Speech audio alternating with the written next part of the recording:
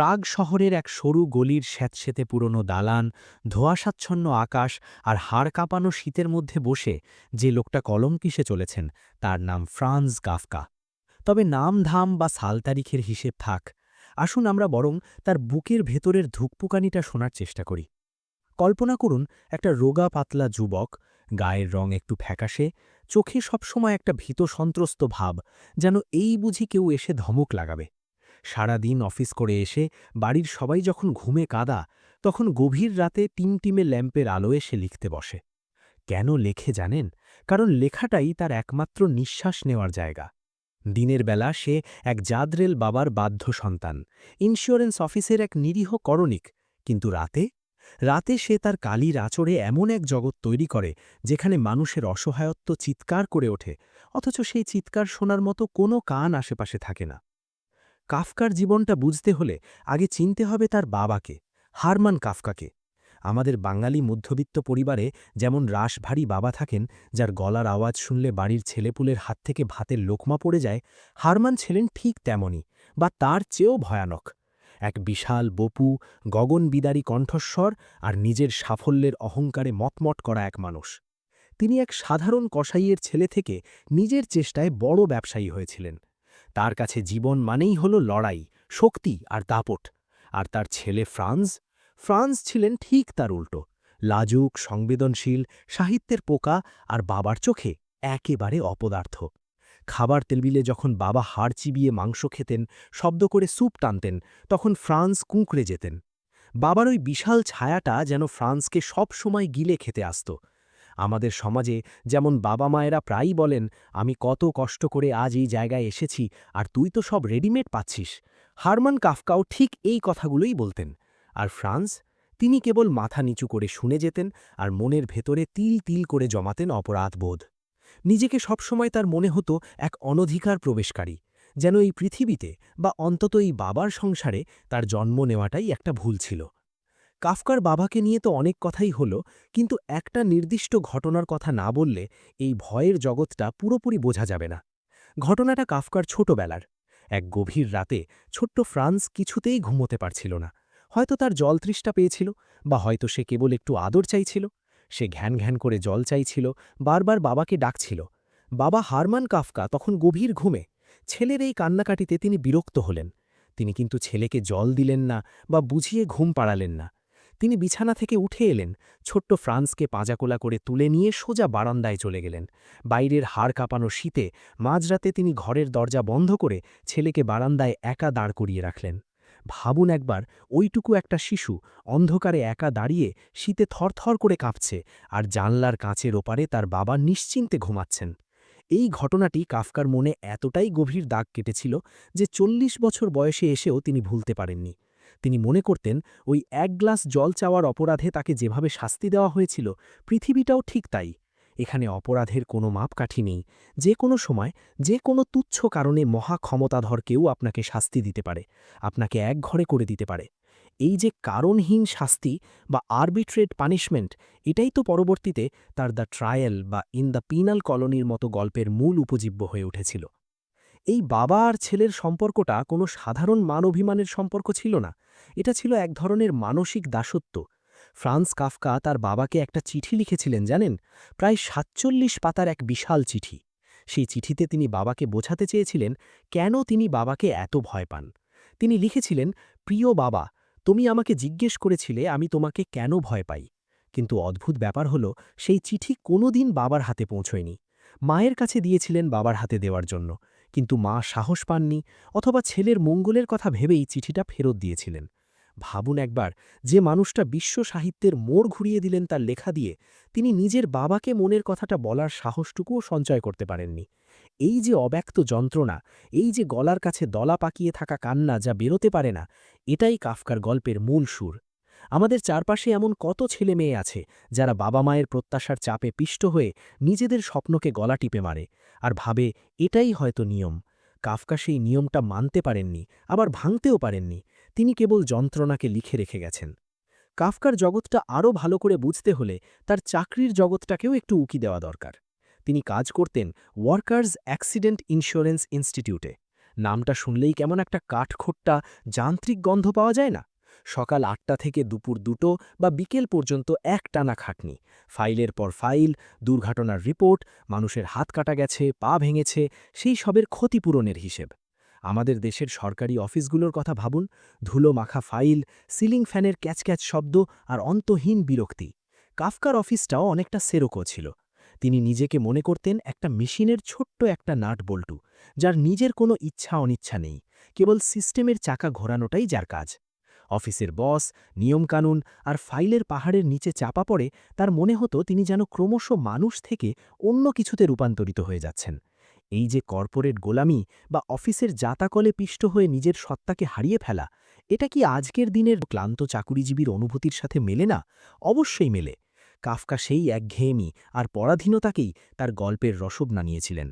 আর এই দমবন্ধ করা জীবন থেকেই জন্ম নিল তার সবচেয়ে বিখ্যাত গল্প, দ্য মেটামরফোসিস বা রূপান্তর। গল্পের শুরুটা এত হঠাৎ আর এত অদ্ভুত যে পাঠক হিসেবে আপনি ধাক্কা খেতে বাধ্য। কোনো ভূমিকা নেই, কোনো প্রেক্ষাপট নেই। সরাসরি বলা হলো, গ্রেগর শামসা এক সকালে ঘুম থেকে জেগে দেখল সে বিছানায় শুয়ে এক বিশাল পোকার মতো কিছুতে পরিণত হয়েছে। ভাবুন তো ব্যাপারটা, একটা মানুষ যে সংসারের একমাত্র উপার্জনক্ষম ব্যক্তি, যে তার বাবা মা আর ছেলের ঋণের বোঝা টানার জন্য হাড় ভাঙা খাটনি খাটে, সে হঠাৎ একটা পোকা হয়ে গেল। কেন হলো? কোনো জাদুকর তাকে শাপ দিয়েছে, নাকি সে কোনো পাপ করেছে? গল্পে তার কোনো উত্তর নেই। আর এটাই কাফকার গল্পের মজা বা ভয়। কারণ আমাদের জীবনেও বিপদ বা বিপর্যয় কোনো কারণদর্শী আসে না। হঠাৎ একদিন সকালে উঠে মনে হতে পারে আমি নেই, আমি সমাজের চোখে অকেজো হয়ে গেছি। গ্রেগর পোকা হয়ে যাওয়ার পর তার প্রথম চিন্তাটা কি ছিল জানেন? তার প্রথম চিন্তা এটা ছিল না যে হায় হায় আমি পোকা হলাম কেন, বা এখন আমি কি খাবো।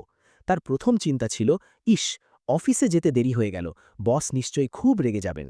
ভাবা যায়, একটা মানুষ তার মানবিক রূপ হারিয়ে ফেলেছে, তার হাত পা সব চিকন চিকন সুরের মতো হয়ে গেছে, পিঠটা শক্ত খোলসে ঢাকা, অথচ তার মগজে তখনও অফিসের অ্যাটেন্ডেন্স খাতার ভয়। এটা কি আমাদের পরিচিত লাগে না? আমরা যারা জ্বরে গা পুড়ে গেলেও বসের ভয়ে সিকলিফ নিতে ইতস্তত করি, কিংবা সংসারের চাপে নিজের শরীর ভাঙছে জেনেও ওভারটাইম করি, আমরাও কি এক অর্থে গ্রেগর নামসা? কাফকা এখানে আঙুল দিয়ে দেখিয়ে দিলেন, পুঁজিবাদী সমাজ আর মধ্যবিত্ত সংসারের চাপে মানুষ আসলে মানুষ থাকে না, সে কেবল একটা রোজগারের যন্ত্রে পরিণত হয়। যতক্ষণ যন্ত্র চলে ততক্ষণ তার আদর, যন্ত্র নষ্ট হয়ে গেলে তার জায়গা হয় আস্তাকুড়ে। গ্রেগর পোকা হয়ে যাওয়ার খবর যখন বাড়ির সবাই জানল, তখন শুরু হলো আসল ট্র্যাজেডি। গ্রেগর ভেবেছিল তার এই বিপদে বাড়ি তার পাশে দাঁড়াবে, কিন্তু হায়, বাবা মা বোন সবার চোখে তখন কেবল আতঙ্ক আর ঘৃণা। যে বাবা আগে গ্রেগরের রোজগারে আয়েশ করে খবরের কাগজ পড়তেন, সেই বাবাই এখন গ্রেগরকে দেখে লাঠি নিয়ে তেড়ে আসেন। যে বোনকে গ্রেগর ভায়োলিন শেখানোর স্বপ্ন দেখত, সেই বোনই এখন তার ভাইয়ের ঘরে ঢুকতে নাক ছিটকায়। গ্রেগর তার ঘরের দরজা একটু ফাঁক করে বাড়ির লোকদের দেখতে পায়, তাদের কথা শুনতে পায়। সে দেখে তার অবর্তমানে সংসার দিব্যি চলছে, বাবা আবার চাকরি নিয়েছেন, বোনও কাজ করছে। অর্থাৎ গ্রেগর অপরিহার্য ছিল না, সে শুধু একটা বোঝা হয়ে গেছে। এই যে অকেজো হয়ে যাওয়ার পর নিজের পরিবারের কাছেই বোঝা হয়ে যাওয়ার অনুভূতি, এটা কি আমাদের দেশের বৃদ্ধ বাবা মা বা অসুস্থ কোনো আত্মীয়ের অভিজ্ঞতার সাথে খুব একটা আলাদা? গল্পের একটা দৃশ্য আছে যা পড়লে বুকের ভেতরটা মোচড় দিয়ে ওঠে। গ্রেগর একদিন ভুল করে তার ঘর থেকে বেরিয়ে ড্রয়িং রুমের দিকে এসেছিল, হয়তো একটু গান শোনার লোভে বা পুরনো মায়ার টানে। তা দেখে তার বাবা রাগে উন্মত্ত হয়ে ওঠেন। তিনি ডাইনিং টেবিল থেকে আপেল তুলে নিয়ে গ্রেগরের দিকে ছুঁড়তে শুরু করেন। একটা ছোট্ট লাল আপেল গ্রেগরের পিঠের নরম অংশে বিঁধে যায়। ভাবুন দৃশ্যটা, বাবা তার সন্তানকে পাথর বা ইটের বদলে আপেল দিয়ে মারছেন। যে আপেল ভালোবাসার প্রতীক হতে পারত, সেটাই এখানে মারণাস্ত্র। ওই পচা আপেলটা গ্রেগরের পিঠে বিঁধেই রইল, কেউ সেটা বের করল না। সেই ক্ষত, সেই পচন আর সেই যন্ত্রণা নিয়েই গ্রেগর দিন কাটাতে লাগল। এই আপেলটা আসলে একটা রূপক। বাবার দেওয়া মানসিক আঘাতগুলো তো সন্তানের মনে এভাবেই বিঁধে থাকে, পচতে থাকে, যা বাইরে থেকে দেখা যায় না, কিন্তু ভেতরটা শেষ করে দেয়। শেষ পর্যন্ত গ্রেগর সামসা মারা যায়। তার মৃত্যুটা কোনো বীরের মৃত্যু নয়, বরং একটা নোংরা পোকার মতো শুকিয়ে মরে যাওয়া। বাড়ির কাজের মেয়েটি সকালে এসে ঝাড়ু দিতে গিয়ে তার মৃতদেহ আবিষ্কার করে এবং অবলীলায় ময়লার ঝুড়িতে ফেলে দেয়। আর তারপর গ্রেগরের বাবা মা আর বোন কি করল? তারা কি কান্নাকাটি করল? না, তারা বরং স্বস্তির নিঃশ্বাস ফেলল। তাদের মনে হলো, যাক বাবা, একটা বিরাট আপদ বিদায় হলো। তারা সেদিন খুব খুশি মনে ট্রামে চড়ে শহরের বাইরে পিকনিকে গেল। গল্পটা শেষ হচ্ছে গ্রেগরের বোনের আড়মোড়া ভাঙার দৃশ্য দিয়ে। বাবা মা দেখছেন মেয়েটা বেশ সুন্দরী হয়ে উঠেছে, এখন তাকে একটা ভালো পাত্রস্থ করা যাবে। অর্থাৎ জীবন জীবনের নিয়মেই চলবে।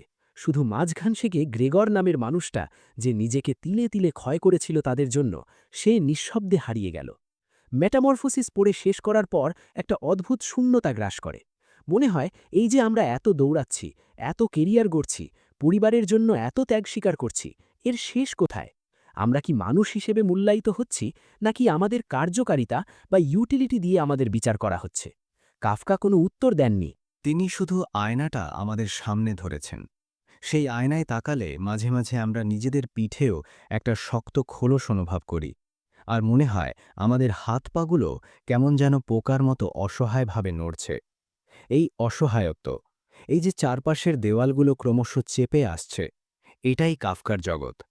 তিনি দেখিয়ে দিলেন আধুনিক জীবনে আমাদের সবচেয়ে বড় শত্রু কোনো বাইরের দৈত্যদানব নয়, বরং আমাদের নিজেদের পরিবার, সমাজ আর আমাদের তৈরি করা সিস্টেম, যা আমাদের মানুষ থেকে পোকা বানিয়ে ছাড়ে। কাফকার জীবনে দ্বিতীয় বড় অধ্যায়টি ছিল তার প্রেম এবং তার অমর সৃষ্টি দ্য ট্রায়াল। প্রেমের কথা বললে আমাদের চোখের সামনে ভেসে ওঠে রঙিন কোনো দৃশ্য, কিন্তু কাফকার জীবনে প্রেম মানেই ছিল এক বিষণ্ণ যন্ত্রণা। ফেলিস বাউয়ার নামের এক তরুণীর সঙ্গে তার দুবার বাগদান হয়েছিল, কিন্তু একবারও বিয়ে হয়নি। কেন জানেন? কাফকা মনে করতেন বিয়ে মানেই হল সংসারের দায়ভার, আর সেই দায়ভার মানেই হল তার লেখক সত্তার মৃত্যু। তিনি ফেলিসকে চিঠির পর চিঠি লিখতেন, পাগল করা সব চিঠি। কিন্তু যখনই মিলনের সময় আসত, তিনি পিছিয়ে যেতেন। তার মনে হতো তিনি কোনো নারীকে সুখী করার যোগ্যই নন। এই যে নিজের উপর এক গভীর অবিশ্বাস, এই যে নিজেকে অযোগ্য ভাবার অসুখ, এটা তাকে সারা জীবন কুড়ে কুড়ে খেয়েছে। তিনি চেয়েছিলেন নির্জনতা, চেয়েছিলেন কেবল লিখতে, কিন্তু সমাজ আর শরীরের চাহিদা তাকে বারবার টেনে নামাতে চেয়েছে বাস্তবতায়। এই দ্বন্দ্ব থেকেই জন্ম নিল তার আর এক বিখ্যাত উপন্যাস, দ্য ট্রায়াল। কল্পনা করুন, আপনি সকালে ঘুম থেকে উঠলেন আর দেখলেন আপনার ঘরের দরজায় দুজন অপরিচিত লোক দাঁড়িয়ে আছে। তারা বলছে আপনাকে গ্রেফতার করা হয়েছে। আপনি অবাক হয়ে জিজ্ঞেস করলেন, কেন? আমার অপরাধ কি? তারা উত্তর দিল, সেটা আমরা জানি না, আমাদের শুধু আদেশ দেওয়া হয়েছে আপনাকে নজরে রাখার। ঠিক এই দৃশ্য দিয়েই শুরু হয় দ্য ট্রায়াল।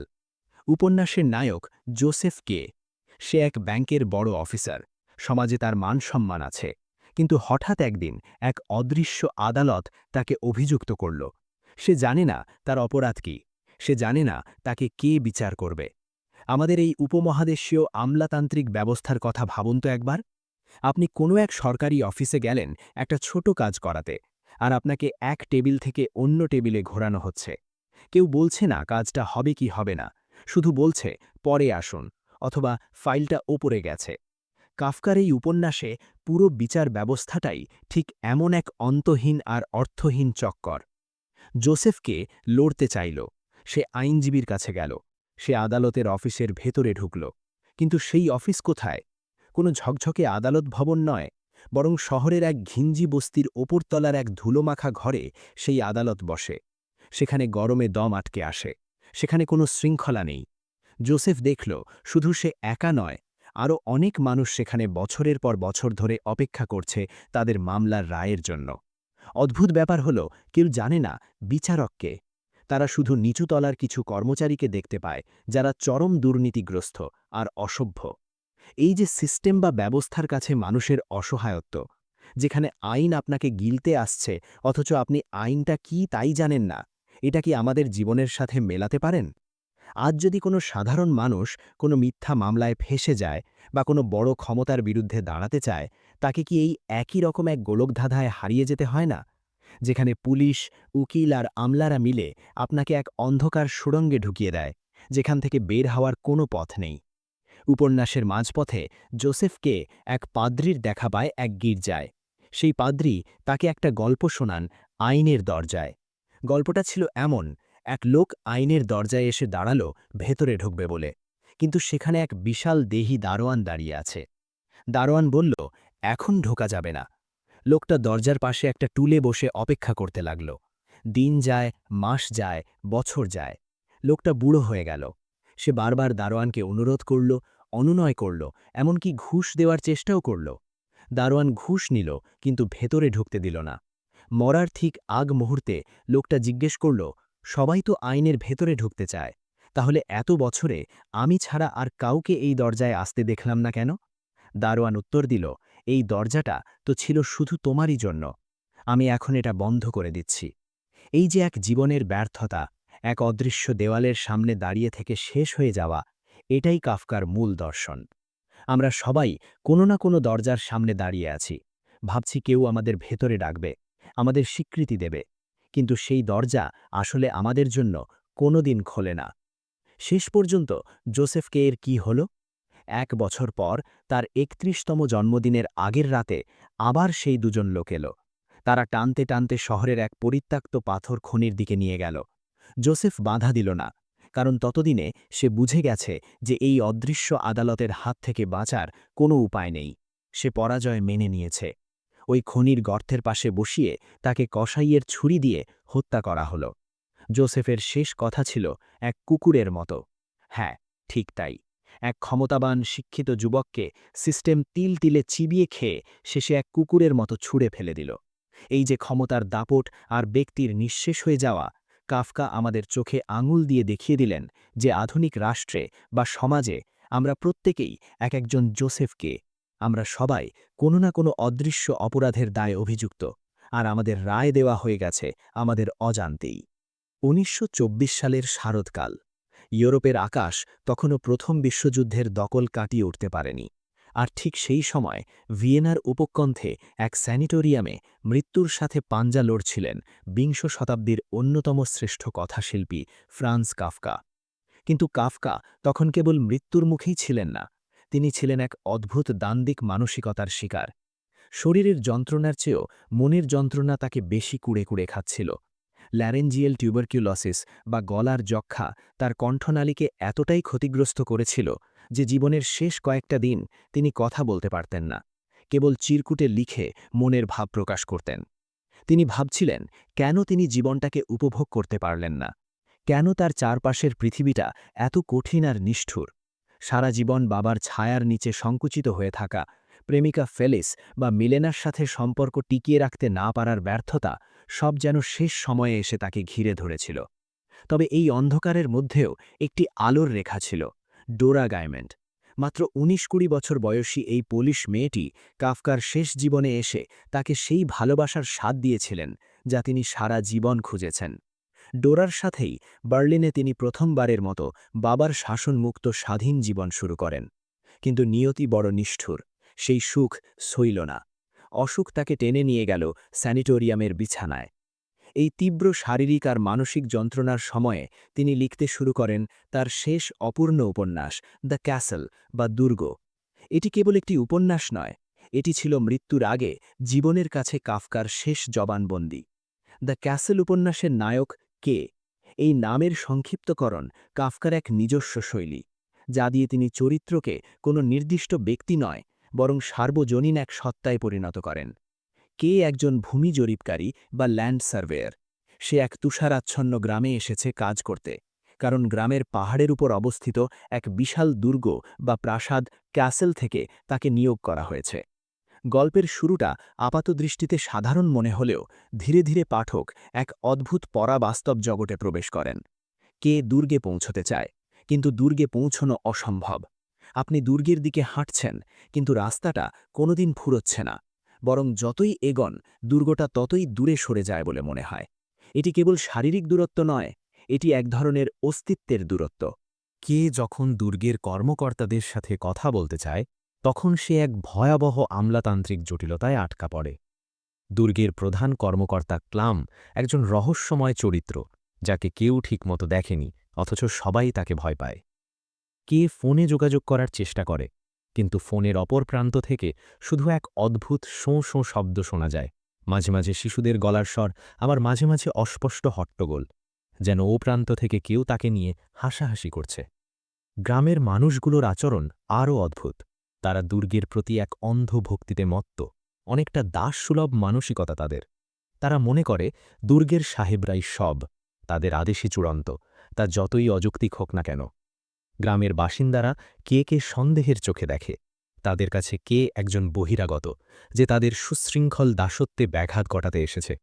সাহিত্যবোদ্ধারা মনে করেন এই দ্য ক্যাসেল হল ঈশ্বরের প্রতীক, বা হয়তো পরম কোনো সত্যের প্রতীক, যার কাছে পৌঁছনোর জন্য মানুষ সারা জীবন দৌড়ায় কিন্তু কুল পায় না। ইহুদি ধর্মতত্ত্বে ঈশ্বরকে অনেক সময় ধরাছোঁয়ার বাইরের সত্তা হিসেবে দেখা হয়। কাফকার এই দুর্গের কর্তারা ঈশ্বরের মতোই অদৃশ্য, কিন্তু তাদের নিয়মকানুন মানুষের জীবনকে নরক বানিয়ে ছাড়ে। অন্যদিকে এটি আধুনিক রাষ্ট্রযন্ত্রেরও এক নিখুঁত প্রতিচ্ছবি, যেখানে সাধারণ মানুষ ফাইলের স্তূপে চাপা পড়ে যায়, যেখানে বিচার পাওয়ার জন্য দরজায় দরজায় ঘুরতে হয়, কিন্তু বড় সাহেবের দেখা কখনোই মেলে না।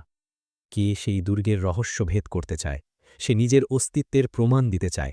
সে চিৎকার করে বলতে চায়, আমাকে তোমরা ডেকেছ, আমি এসেছি। কিন্তু কেউ তাকে চেনে না।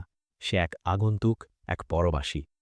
কাফকা নিজেও যেন সারা জীবন এক দুর্গের দরজায় কড়া নেড়েছেন, কিন্তু ভেতর থেকে কেউ কোনোদিন সাড়া দেয়নি। কাফকার জীবনটা যখন শেষ হয়ে আসছিল, তখন তিনি তার সবচেয়ে প্রিয় বন্ধু ম্যাক্স ব্রডকে এক অদ্ভুত ও কঠোর অনুরোধ করেছিলেন। তিনি দুটি চিরকুটে লিখেছিলেন তার অন্তিম ইচ্ছা। তিনি বলেছিলেন, প্রিয় ম্যাক্স, আমার মৃত্যুর পর আমার সব ডায়েরি, সব পাণ্ডুলিপি, সব চিঠি, স্কেচ যা কিছু আছে, সব না পড়ে পুড়িয়ে ফেলো। একটা পাতাও যেন বাকি না থাকে। আজ আমরা যে বিশ্বখ্যাত লেখাগুলো পড়ছি, the trial, the castle, America, লেখক নিজেই সেগুলো ধ্বংস করে ফেলতে চেয়েছিলেন। কেন? এর উত্তর হয়তো কাফকার আজন্ম হীনমন্যতার মধ্যে লুকিয়ে আছে। তিনি নিজেকে একজন ব্যর্থ মানুষ এবং ব্যর্থ লেখক মনে করতেন। তিনি মনে করতেন তার এই ব্যক্তিগত যন্ত্রণার দলিলে পৃথিবীর কোনো প্রয়োজন নেই। তিনি চেয়েছিলেন তার এই অসহ্য যন্ত্রণা তাঁর সাথেই কবরে চলে যাক। তিনি চেয়েছিলেন নিস্তব্ধতা। কিন্তু ম্যাক্স ব্রড, তিনি ছিলেন কাফকার ঠিক বিপরীত। আশাবাদী, প্রাণবন্ত ম্যাক্স জানতেন তার বন্ধু কোনো সাধারণ লেখক নন। তিনি জানতেন এই লেখাগুলো বিংশ শতাব্দীর সাহিত্যের মোড় ঘুরিয়ে দেবে। তাই তিনি বন্ধুর শেষ অনুরোধ শোনেননি। সাহিত্যের ইতিহাসে একে বলা হয় সবচেয়ে পবিত্র বিশ্বাসঘাতকতা। কাফকার মৃত্যুর পর ম্যাক্স সেই অবিন্যস্ত অসমাপ্ত পাণ্ডুলিপিগুলো গুছিয়ে প্রকাশ করেন। ম্যাক্স ব্রড যদি সেদিন কাফকার কথা শুনতেন, তবে আজকের পৃথিবী জানতই না যে কাফকায়েস্ক জগৎ কী, আর আমরা হয়তো আমাদের নিজেদের অস্তিত্বের সংকটকে ব্যাখ্যা করার ভাষাই খুঁজে পেতাম না। কাফকা মারা গেলেন ১৯২৪ সালের ৩ জুন, মাত্র ৪০ বছর বয়সে। ভিয়েনার কিয়েলিং স্যানিটোরিয়ামে তার শেষ দিনগুলো ছিল অবর্ণনীয় কষ্টের। গলার যক্ষা বা ল্যারিঞ্জিয়াল টিউবারকিউলোসিস হওয়ার কারণে তার খাদ্যনালী বন্ধ হয়ে গিয়েছিল। তিনি শেষ দিনগুলোতে কিচ্ছু খেতে পারতেন না, এমনকি এক ঢোক জল পর্যন্ত গিলতে পারতেন না। খিদে পেট জ্বলছে, কিন্তু খাওয়ার উপায় নেই। যে মানুষটা সারা জীবন শব্দ দিয়ে জগৎ জয় করতে চাইলেন, মেটামরফোসিসে গ্রেগর সামসাকে দিয়ে অনাহারে মৃত্যু দেখালেন, বা এ হাঙ্গার আর্টিস্টে উপবাসকে শিল্প বানালেন, বাস্তব জীবনে তার নিজের মৃত্যুটাও হল অনাহারে, অনেকটা বাকরুদ্ধ অবস্থায়। মৃত্যুর ঠিক আগে তিনি ডাক্তারকে বলেছিলেন, আমাকে মেরে ফেলুন, নইলে আপনি খুনি। যন্ত্রণার তীব্রতা এতটাই ছিল। ১৯২৪ সালের সেই দুপুরে যখন তিনি শেষ নিঃশ্বাস ত্যাগ করলেন, তখন কি কেউ জানত যে এটাই আসলে এক নতুন কাফকা যুগের শুরু? ম্যাক্স ব্রড সেই দাহ না করে বরং এক অবিনশ্বর আগুনের জন্ম দিলেন, আর সেই আগুনের নামই হল আজকের আধুনিক মানুষের মানসিক জগৎ। কাফকার মৃত্যুর পর যখন তার পাণ্ডুলিপিগুলো একে একে প্রকাশিত হতে শুরু করল, পৃথিবী তখন অবাক হয়ে দেখল একজন মানুষ কিভাবে ১০০ বছর আগেই বুঝতে পেরেছিলেন যে ভবিষ্যতে মানুষ কতটা একা আর অসহায় হয়ে পড়বে। কাফকার লেখা পড়তে বসলে আপনার মনে হবে আপনি এক গভীর অন্ধকার কুয়োর ভেতরে পড়ে যাচ্ছেন, কিন্তু সেই অন্ধকারের মধ্যেও এক অদ্ভুত মায়া আছে, এক অদ্ভুত সত্য আছে। আমরা সচরাচর গল্পে নায়কের জয় দেখতে পছন্দ করি, কিন্তু কাফকার গল্পে কোনো জয় নেই, আছে কেবল অন্তহীন অপেক্ষা আর পরাজয়। কাফকার শহর প্রাগকে নিয়েও দু-চারটে কথা না বললেই নয়, যেখান থেকে তার উৎপত্তি। প্রাগ শহরটাকে কাফকা ডাকতেন ছোট মা বলে, কিন্তু এই ছোট মা কোনো স্নেহময়ী মা নন, বরং এমন এক মা যার নখগুলো বড় ধারালো। কাফকা বলতেন, এই ছোট মা আমাকে কিছুতেই ছাড়বে না। প্রাগের সেই গোলক ধাঁধার মতো সরু গলি, ইহুদি ঘেটোর সেই স্যাঁতস্যাঁতে পরিবেশ আর প্রাচীন সব দালান কোঠা, এসবের মধ্যেই কাফকা তার চরিত্রগুলোকে খুঁজে পেতেন। তিনি বন্ধুদের বলতেন, এই শহরের প্রতিটা ইটে ইটে ইতিহাস আর ভূত মিশে আছে। আমাদের ঢাকা বা কলকাতার পুরনো অলিগলির দিকে তাকালে কি মাঝে মাঝে এমন মনে হয় না যে এই পুরনো বাড়িগুলোর দেওয়াল যদি কথা বলতে পারত, তবে কত না বলা হাহাকার বেরিয়ে আসত? কাফকা সেই হাহাকার শুনতে পেতেন। তিনি যখন রাস্তা দিয়ে হাঁটতেন, তখন তিনি কেবল রাস্তা দেখতেন না, তিনি দেখতেন মানুষের অদৃশ্য শিকলগুলোকে।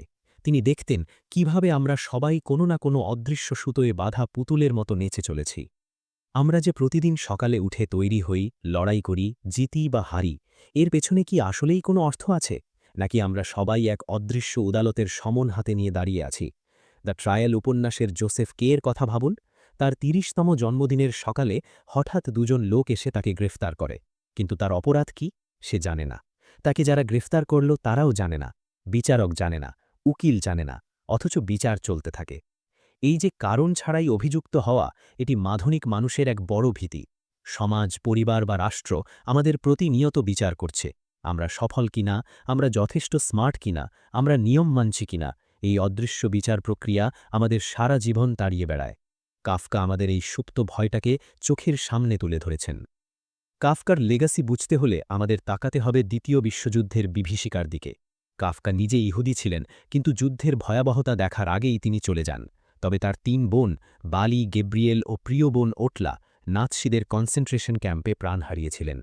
কাফকার লেখা সেই দ্য ট্রায়ালের হাড় হিম করা নিষ্ঠুরতা বা ইন দ্য পিনাল কলোনিতে অদ্ভুত মেশিনে মানুষকে শাস্তি দেওয়ার বর্ণনা, এগুলো যেন ছিল এক ভয়ঙ্কর ভবিষ্যৎবাণী। কয়েক বছর পরেই ইউরোপে হিটলারের গ্যাস চেম্বার আর বন্দি শিবিরের বিভীষিকা বাস্তবে রূপ নিয়েছিল। কাফকা যেন তার অবচেতন মনে সেই আসন্ন প্রলয়কে দেখতে পেয়েছিলেন। আজকের ২১ শতকে কাফকা আরও প্রাসঙ্গিক। আমাদের আজকের ডিজিটাল যুগে, যেখানে প্রতিটি মানুষের তথ্য জমা হচ্ছে কোনো না কোনো সার্ভারে, যেখানে আমরা সব সময় নজরদারিতে আছি, এটাই তো কাফকার জগৎ।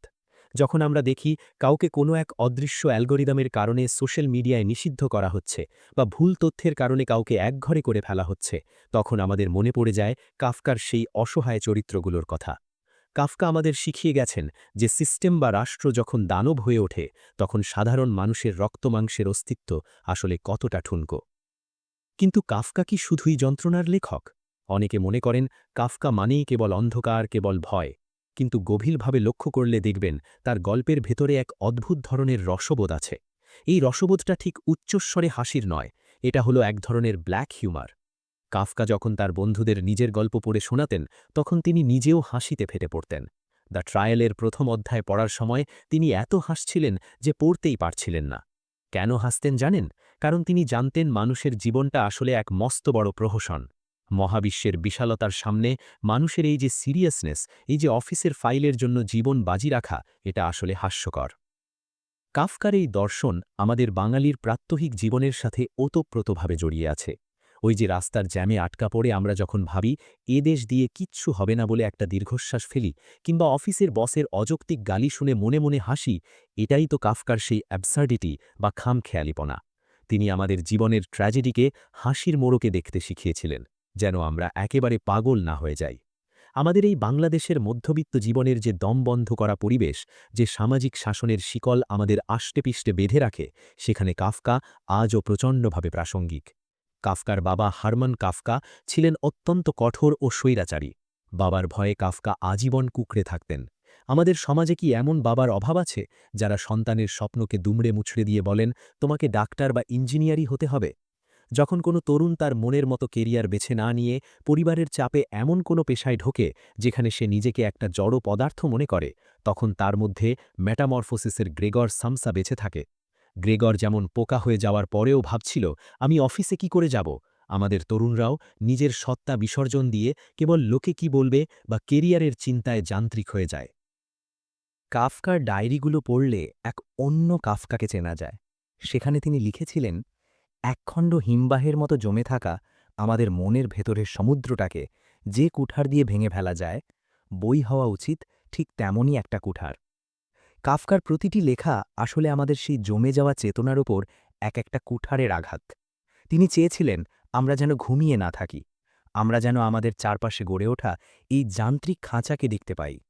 তিনি আমাদের হৃদয়ের সেই ভয়গুলোকে টেনে বের করে এনেছিলেন, যা আমরা কারুর কাছে স্বীকার করতে চাই না।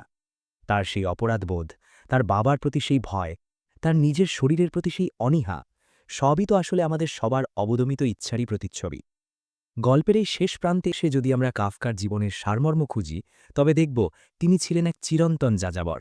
না তিনি নিজের পরিবারের শান্তিতে ছিলেন, না তিনি তার ইহুদি পরিচয়ে থিতু হতে পেরেছিলেন, না তিনি তার প্রেমে সার্থকতা খুঁজে পেয়েছিলেন। তিনি ছিলেন এই পৃথিবীর এক পরবাসী। কিন্তু এই পরবাসী মানুষটাই আমাদের শিখিয়ে দিয়ে গেছেন কিভাবে নিজের একান্ত যন্ত্রণাকে কালিতে রূপান্তর করে অমর করে রাখা যায়। কাফকার গল্পের শেষ হয় না, যেমন শেষ হয় না মানুষের বেঁচে থাকার আকুতি। তিনি আমাদের কোনো সহজ সমাধান দিয়ে যাননি, বরং অসংখ্য প্রশ্ন রেখে গেছেন, আর সেই প্রশ্নগুলোই আমাদের তাড়িয়ে বেড়ায়। আজ যখন আমরা আমাদের স্মার্টফোনের স্ক্রিনে বুঁদ হয়ে থাকি, যখন আমরা যান্ত্রিকতার ভিড়ে হারিয়ে যাই, তখনও যদি মাঝরাতে হঠাৎ ঘুম ভেঙে মনে হয় আমি কি আসলেই মানুষ হিসেবে বাঁচছি, বুঝবেন কাফকা আপনার কানে কানে ফিসফিস করে কথা বলছেন। ফ্রান্স কাফকা নামক সেই রোগা পাতলা ফ্যাকাশে লোকটা মারা গেছেন অনেক আগে, কিন্তু তার ছায়াটা আজও আমাদের সবার পিছু পিছু হাঁটছে। সেই ছায়াটা ভয় দেখানোর জন্য নয়, বরং মনে করিয়ে দেবার জন্য জীবনটা যতই অদ্ভুত আর কঠিন হোক না কেন, এই লড়াইটার নামই হল মানুষ হওয়া। গল্পটা শেষ করার আগে আরেকটা কথা বলি। কাফকার ডায়েরির এক জায়গায় তিনি লিখেছিলেন, আমি একটি খাঁচা যে একটি পাখির খোঁজ করছে। লাইনটা খেয়াল করুন। সাধারণত পাখি খাঁচার খোঁজ করে না, খাঁচাই বরং পাখিকে বন্দি করার জন্য অপেক্ষা করে। কাফকা নিজেকে ভাবতেন সেই শূন্য খাঁচা যে পূর্ণতা খুঁজছে, কিন্তু সেই পাখিটা, হয়তো সেটা সুখ, হয়তো সেটা ঈশ্বর, বা হয়তো সেটা নিছকই শান্তি, কখনো তার কাছে ধরা দেয়নি। আমাদের জীবনটাও কি অনেকটা সেরকম নয়? আমরাও তো সারা জীবন আমাদের বুকের ভেতরের শূন্য খাঁচাটা নিয়ে ঘুরে বেড়াই আর ভাবি একদিন সেই কাঙ্ক্ষিত পাখিটা এসে বসবে। কারোর জন্য সেই পাখিটা প্রেম, কারোর জন্য সাফল্য, কারোর জন্য মুক্তি। কিন্তু অধিকাংশ সময়ই খাঁচাটা শূন্যই থেকে যায়। আর এই শূন্যতাটাকে মেনে নিয়ে এই হাহাকারটাকে সঙ্গী করে বেঁচে থাকার নামই হয়তো জীবন। ফ্রান্স কাফকা আমাদের সেই বেঁচে থাকার মন্ত্রটাই শিখিয়ে দিয়ে গেছেন, কোনো মিথ্যে আশার বুলি আওড়ে নয়, বরং রূঢ় বাস্তবতার চোখে চোখ রেখে। তাই যখনই খুব একা লাগবে, যখনই মনে হবে আপনাকে কেউ বুঝছে না, তখন কাফকার বইয়ের পাতা উল্টে দেখবেন সেখানে ১০০ বছর আগের এক ফ্যাকাশে যুবক আপনার জন্য অপেক্ষা করছে, যে আপনাকে বলবে, ভয় পেও না, এই অন্ধকারে তুমি একা নও, আমিও আছি। গল্পটা এখানেই শেষ করছি, তবে মনে রাখবেন কাফকার জগৎ থেকে কেউ কোনোদিন পুরোপুরি বেরিয়ে আসতে পারে না। একবার যদি আপনি সেই আয়নায় নিজের মুখ দেখে ফেলেন, তবে চিরকাল আপনার মনে হবে কোথাও কোনো এক অদৃশ্য আদালতে আপনারও বিচার চলছে, আর আপনি হয়তো সেই রহস্যময় দুর্গের দিকে এক অনন্ত যাত্রা শুরু করেছেন। ভালো থাকবেন, আর মাঝে মাঝে নিজের ভেতরের সেই পোকা হয়ে যাওয়া গ্রেগরকে একটু আদরে আগলে রাখবেন, কারণ সেই অসহায়ত্বটুকুই তো আমাদের শেষ পর্যন্ত মানুষ করে রাখে।